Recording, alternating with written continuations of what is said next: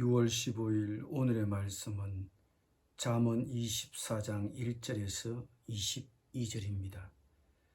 너는 악인의 형통함을 부러워하지 말며 그와 함께 있으려고 하지도 말지어다. 그들의 마음은 강포를 품고 그들의 입술은 재앙을 말함이니라. 집은 지혜로 말미암아 건축되고 명철로 말미암아 견고하게 되며 또 방들은 지식으로 말미암아 각종 귀하고 아름다운 보배로 채우게 되느니라. 지혜 있는 자는 강하고 지식 있는 자는 힘을 다하나니 너는 전략으로 싸우라. 승리는 지략의 많음에 있느니라. 지혜는 너무 높아서 미련한 자가 미치지 못할 것이므로 그는 성문에서 입을 열지 못하느니라. 악행하기를 꾀하는 자를 일컬어 사악한 자라 하느니라. 미련한 자의 생각은 죄요 거만한 자는 사람에게 미움을 받느니라. 내가 만일 환난 날에 낙담하면 내 힘이 미약함을 보임이니라. 너는 사망으로 끌려가는 자를 건져주며 살육을 당하게 된 자를 구원하지 아니하려고 하지 말라. 내가 말하기를 나는 그것을 알지 못하였노라 할지라도 마음을 저울질하시는 이가 어찌 통찰하지 못하시겠으며 내 영혼을 지키시는 이가 어찌 알지 못하시겠느냐. 그가 각 사람의 행위대로 보응하시리라. 내 아들아 꿀을 먹으라. 이것이 좋으니라. 송이꿀을 먹으라. 이것이 내 입에 다니라. 지혜가 내 영혼에게 이와 같은 줄을 알라. 이것을 얻으면 정령이 내 장래가 있겠고 내 소망이 끊어지지 아니하리라. 악한 자여 의인의 집을 엿보지 말며 그가 하시는 처소를 헐지 말지니라. 대저 의인은 7번 넘어질지라도 다시 일어나려니와 악인은 재앙으로 말미암아 엎드러지느니라. 내 원수가 넘어질 때에 즐거워하지 말며 그가 엎드러질 때에 마음에 기뻐하지 말라. 여호와께서 이것을 보시고 기뻐하지 아니하사 그의 진노를 그에게서 옮기실까 두려우니라. 너는 행악자들로 말미암아 분을 품지 말며 악인의 형통함을 부러워하지 말라. 대저 행악자는 장래가 없겠고 악인의 등불은 꺼지리라. 내 아들아 여호와와 왕을 경외하고 반역자와 더불어 사귀지 말라. 대저 그들의 재앙은 속히 임하리니 그 둘의 멸망을 누가 알랴.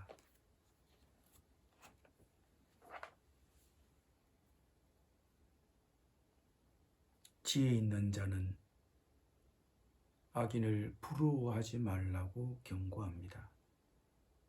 악인을 부러워하는 것은 그들이 적잖게 번영을 누리고 있기 때문입니다. 잘된 사람을 보고 부러워하거나 속상해하지 마십시오. 만일 그 형통이 하나님에 의해서 된 것이 아니라면 마침내 하나님에 의해 보응을 받게 될 것이기 때문입니다. 집은 지혜로 말미암아 건축되고 명철로 말미암아 견고하게 됩니다. 우리 가정은 하나님의 지혜로 세워지고 하나님의 지혜로 채워지고 있습니까? 이 이상적인 가정에 꼭 필요한 것은 하나님의 지혜입니다. 지혜 있는 자가 강하고 지식 있는 자가 힘을 더한다고 지혜 있는 자가 말씀합니다. 힘을 기르기 위해 지혜를 얻으려고 매일 꾸준히 말씀을 가까이 하고 있습니까? 싸움에서는 지략을 사용하는 자가 힘만 세고 지략이 없는 사람보다 유리합니다. 지혜로운 자가 용사보다 강하고 지식이 있는 자는 힘이 있는 자보다 낫습니다. 지혜 있는 자는 말하길 악행하기를 꾀하는 자를 사악한 자라고 합니다. 악한 행동에 옮기지는 않았지만 악한 행동을 꾀하고 악한 행동을 꾀한 것도 악한 행동을 한 것만큼이나 나쁘기 때문입니다. 다른 사람을 해치진 않았지만 생각이나 태도에서 이미 악을 꾀하진 않았는지요. 지혜 있는 자는 우리에게 타인에 대한 책임감도 촉구하고 있습니다. 지혜 있는 자가 말하길 우리가 환난 날에 낙담하면 우리 힘이 미약하다는 것을 보여주는 것이라고 합니다. 그렇습니다. 고난을 당할 때 그 고난에 대해 우리가 어떻게 반응하느냐 하는 것은 우리 힘을 보여주는 표시가 됩니다. 특히 내가 고난 중에 있을 때 위험한 처지에 빠진 형제나 이웃에 대해 어떤 책임 있는 행동을 취할 수 있느냐의 여부는 진정한 내 힘을 보여줄 수 있는 표시가 될 것입니다. 내가 힘들다고 해서 위기에 놓인 형제나 이웃을 보면서도 행동하지 못하고 궁색한 변명만을 한다면 그 책임을 면하기는 어려울 것입니다. 12절에서 지혜 있는 자가 이렇게 경고합니다. 그들의 영혼을 지키시는 이가 어찌 알지 못하시겠느냐. 그가 각 사람의 행위대로 보응하시리라고 합니다. 내 주위에 내가 도와야 할 위기에 처한 이웃이 있습니까? 내가 어려운 처지에 있다고 변명하면서 책임 있는 행동을 이웃에게 하지 않는다면 하나님의 벌을 피하긴 어려울 것입니다. 하나님이 각 사람의 반응대로 보응하시기 때문입니다. 지혜 있는 자는 우리에게 꿀 같은 지혜를 먹으라고 권면합니다. 꿀은 달아서 입에 만족을 줍니다. 지혜의 말씀도 장래의 만족을 주고 참 소망을 줍니다. 나는 하나님의 말씀을 꿀처럼 생각하고 즐겨 먹습니까? 하나님은 자신의 백성이 7번이나 완전히 넘어져도 다시 세워주실 것이라고 지혜 있는 자가 권면합니다. 세상 사람들이 나를 넘어뜨리려고 합니까? 그것도 한두 번이 아니고 계속해서 그럽니까? 하나님은 넘어져도 우리를 다시 일으켜 세워주실 것입니다. 지혜 있는 자는 계속해서 권면합니다. 원수가 넘어졌을 때 즐거워하지 말라고 권면합니다.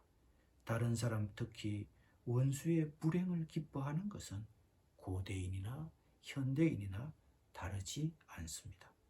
다른 사람이 안 되기를 은근히 바라고 있지는 않습니까? 그러나 그것은 하나님이 기뻐하시지 않습니다. 다른 사람의 불행을 기뻐하는 것은 나 자신을 하나님의 원수로 만드는 것입니다. 그러니 원수의 불행을 기뻐하는 것을 우리는 두려워해야 할 것입니다. 지혜 있는 자는 계속해서 세상 사람들이 잘 되는 것을 부러워하지 말라고 경고합니다. 세상 사람들이 잘 되는 것을 보고 부러워하지 말라고 우리에게 거듭 말씀하시는 것은 그것이 우리가 이 세상에서 가장 갈등을 많이 느끼는 문제이기 때문인 것 같습니다.